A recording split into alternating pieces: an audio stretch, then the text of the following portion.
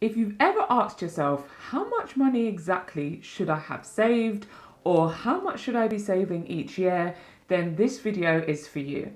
And if you've never actually asked yourself that question, but you're just curious to know if you're on track or off of track, then also this video is for you as well.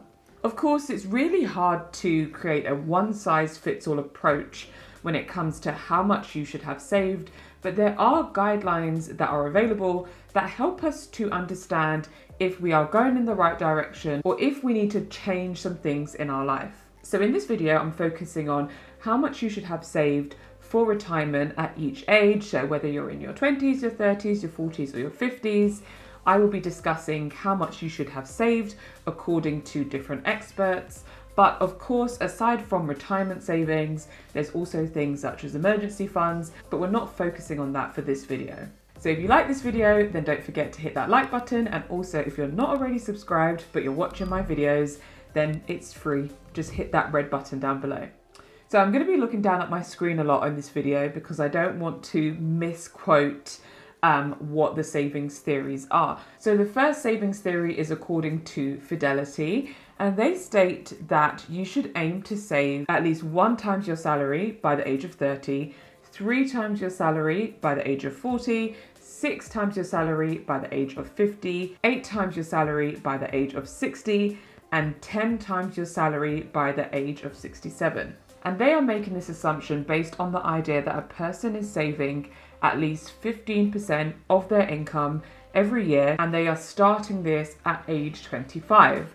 Now, I think this is a cool assumption, but whether people are really saving 15% of their income or not, I don't think the vast majority of the population are. So it really does go to show that these numbers are based on a fairly high savings rate according to a lot of people, and so keep that in mind as we continue. Another thing that they mentioned is that they are assuming that this person wants to have a similar retirement life as they had in pre-retirement. So they don't really want to have a drastic change in their lifestyle. If they are a big spender before, they want to be a big spender afterwards. So I had done an Instagram post a couple of months ago where I had posted about the median incomes in the UK. So I used those figures to match it up with what Fidelity are saying. So in the UK, people aged 20 to 29 have an average income of around £23,670, which means that on average, by the time someone has reached age 30, they should have around £24,000 saved. Now, of course, if someone's salary is much higher than that, then it's 1 times your salary. So if your salary was £50,000, for instance, then that would be the goal to have saved for retirement by the time you've reached age 30.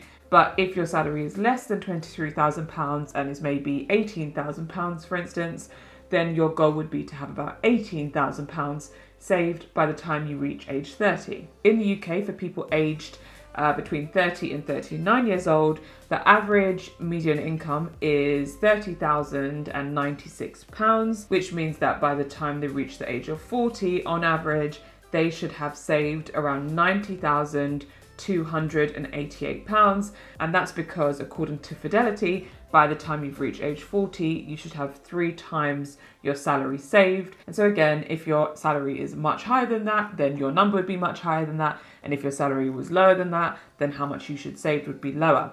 So for people aged between 40 and 49 in the UK, their average salary is around £32,544, which means that people should have saved around £195,000 by the age of 50. And for those between the age of 50 to 59 in the UK, the average salary actually drops back down to £29,904. But this means that people by the age of 60 should have just under £240,000 saved for retirement. Even though these numbers may sound quite large, it is the reality, and it really does go to show how much savings are required in order to live a fairly decent life once you retire. If you want the link to this Fidelity article, then it's down below in the description. So this second savings theory came from Which, actually, and it was more about how much income you would need during retirement. And their recommendation is that you need about 2/3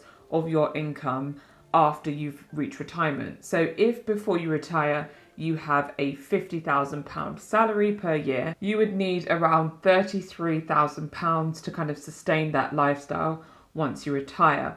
Now, interestingly, from this Which study, they contacted people who had retired and got an understanding of how much they spend during their retirement and what is the annual income that they need. And they found that for a couple with an annual income of around £18,000 per year, they were able to have the essentials covered. So not very lavish lifestyle, but their bills were paid, they had food, they had safety and shelter, but it was basically just the essentials covered. However, for a couple to have a comfortable retirement, they found that couples needed around £26,000 per year. And so this afforded them to be a bit more carefree with their money, have some kind of luxuries, but of course not going all out. And for a couple to have a completely luxurious retirement, they found that a couple would need around £41,000 per year during their retirement. So for a drawdown pension, which means you're kind of taking the money from your pension pot and you're not buying an annuity, assuming that a person has reached the state retirement age, they would need a pot of around £154,000 saved in order to have an income of around £26,000 per year.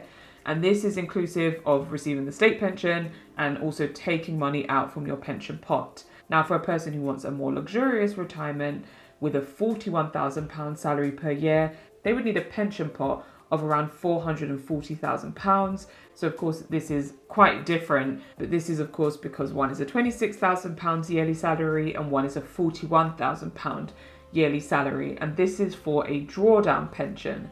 However, for annuities, it's much more expensive because with an annuity, you are guaranteed an income for the remainder of your life, no matter how long you live.